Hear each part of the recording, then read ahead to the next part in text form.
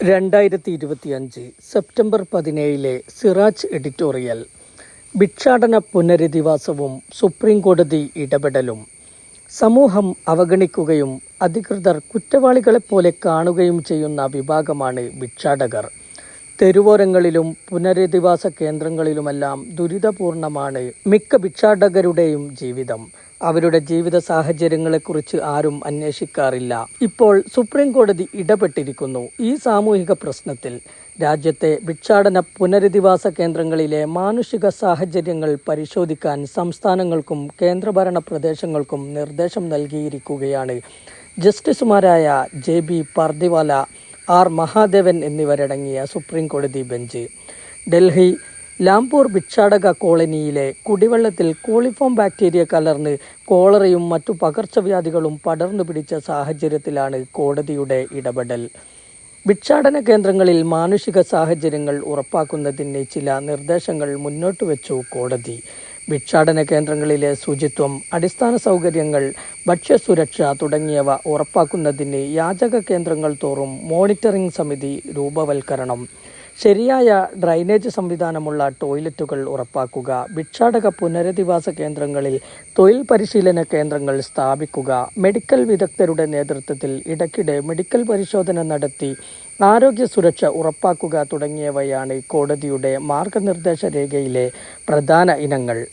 ഭരണകൂടങ്ങൾ കുറ്റകരമായ പ്രവൃത്തിയായാണ് ഭിക്ഷാടനത്തെ കണ്ടുവരുന്നത്. പൊതുനിരത്തുകളിലും ബസ് സ്റ്റാൻഡുകളിലും അലഞ്ഞുതിരിയുന്ന യാചകരെ നീരസത്തോടെയാണ് പൊതുസമൂഹം, വിശിഷ്യ വരേണ്യവർഗം വീക്ഷിക്കുന്നത്. നഗരമുഖങ്ങൾക്ക് ഇതൊരു കളങ്കമാണത്രേ. ഇന്ത്യ സന്ദർശിക്കുന്ന വിദേശ സഞ്ചാരികൾ നേരിടേണ്ടി വരുന്ന പ്രധാന പ്രശ്നമാണ് തങ്ങളുടെ മുമ്പിലെത്തുന്ന യാചകരുടെ ബാഹുല്യം. വിദേശികളുടെ മനസ്സിൽ ഇന്ത്യയെക്കുറിച്ച് മോശം പ്രതിച്ഛായ സൃഷ്ടിക്കാൻ ഇതിടയാക്കുന്നു. ഇന്ത്യ ഭിക്ഷാടകരുടെ രാജ്യമെന്ന അഭിപ്രായം വരെ ഉയർന്നിട്ടുണ്ട്.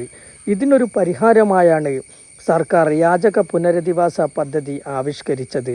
നഗരങ്ങളിൽ നിന്ന് യാചകരെ പ്രത്യേക കേന്ദ്രങ്ങളിലേക്ക് മാറ്റുന്നതാണ് സാമൂഹിക നീതി ശാക്തീകരണ മന്ത്രാലയത്തിൻ്റെ സ്മൈൽ പദ്ധതിയിൽ ഉൾപ്പെടുത്തി നടപ്പാക്കുന്ന പുനരധിവാസ പദ്ധതി. എന്നാൽ യാചകരില്ലാത്ത നഗരമുഖം സൃഷ്ടിക്കുന്നതിലപ്പുറം അവരുടെ ജീവിതം മെച്ചപ്പെടുത്തുന്നതിനും വീണ്ടും യാചനയിലേക്ക് മടങ്ങാതിരിക്കുന്നതിനുമുള്ള സാഹചര്യം സൃഷ്ടിക്കുന്നതിനും പര്യാപ്തമാക്കുന്നില്ല മിക്കയിടത്തും പുനരധിവാസ പദ്ധതി. യാചകർക്ക് മെച്ചപ്പെട്ട ജീവിതമോ ആരോഗ്യ സംരക്ഷണമോ ശുദ്ധമായ കുടിവെള്ളമോ ലഭിക്കുന്നില്ല മിക്ക പുനരധിവാസ കേന്ദ്രങ്ങളിലും. ശുചിത്വമില്ലാത്ത ഈ കേന്ദ്രങ്ങളിൽ മാലിന്യം കലർന്ന വെള്ളം കുടിച്ചും വൃത്തിഹീനമായ ഭക്ഷണങ്ങൾ കഴിച്ചും രോഗത്തിനടിമപ്പെട്ട് ദുരിത ജീവിതം നയിക്കുന്നവരാണ് പുനരധിവാസ കേന്ദ്രങ്ങളിലെ അന്തേവാസികളിൽ നല്ലൊരു പങ്കും. ദാരിദ്ര്യമാണ് അടിസ്ഥാനപരമായി യാചനയുടെ കാരണം. ജീവിക്കാൻ വേറെ മാർഗങ്ങളില്ലാതാകുമ്പോൾ മറ്റുള്ളവരുടെ മുമ്പിൽ കൈനീട്ടാൻ നിർബന്ധിതരാകുകയാണ്. ദാരിദ്ര്യ നിർമ്മാർജ്ജനമാണ് യാചകരില്ലാത്ത നഗരങ്ങളുടെയും രാഷ്ട്രത്തിൻ്റെയും സൃഷ്ടിപ്പിന് പ്രഥമമായി വേണ്ടത്. യാചകരെ പിടികൂടി ഷെൽട്ടറുകളിൽ അടച്ചതുകൊണ്ട് പരിഹരിക്കാനാകില്ല പ്രശ്നം. തൊഴിൽ പരിശീലനം നൽകി പരാശ്രയമില്ലാതെയും അന്തസ്സോടെയും ജീവിക്കാൻ പറ്റുന്ന അവസ്ഥയിലേക്ക് അവരെ ഉയർത്തിക്കൊണ്ടുവരാനാകണം. 2021 മേയിൽ സുപ്രീം കോടതിയും ഇക്കാര്യം ചൂണ്ടിക്കാട്ടി. വലിയൊരു സാമൂഹിക പ്രശ്നമാണ് യാചനയെങ്കിലും നിരോധനത്തിലൂടെ അത് നിർമ്മാർജ്ജനം ചെയ്യാൻ കഴിയില്ലെന്നായിരുന്നു ജസ്റ്റിസുമാരായ DY ചന്ദ്രചൂഡ്, MR ഷാ എന്നിവരടങ്ങിയ കോടതി ബെഞ്ചിൻ്റെ വിലയിരുത്തൽ. വിദ്യാഭ്യാസത്തിൻ്റെ അപര്യാപ്തതയും തൊഴിലില്ലായ്മയുമാണ് ആളുകൾ തെരുവിലിറങ്ങി കൈനീട്ടാൻ ഇടയാക്കുന്നത്. യാചകർക്ക് തൊഴിലും മക്കൾക്ക് വിദ്യാഭ്യാസവും ഉറപ്പാക്കുകയാണ് പരിഹാരമാർഗം. ഭിക്ഷകരെ മുന്നിൽ കണ്ടുപോകരുതെന്ന വരേണ്യവർഗത്തിൻ്റെ നിലപാട് അംഗീകരിക്കാൻ ജുഡീഷ്യറിക്കാകില്ലെന്നും സുപ്രീം കോടതി വ്യക്തമാക്കി.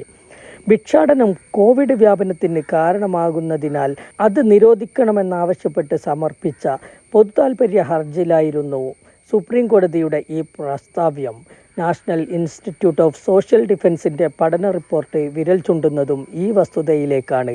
യാചകരിൽ ബഹുഭൂരിഭാഗവും അതിനാഗ്രഹിക്കുന്നവരല്ല.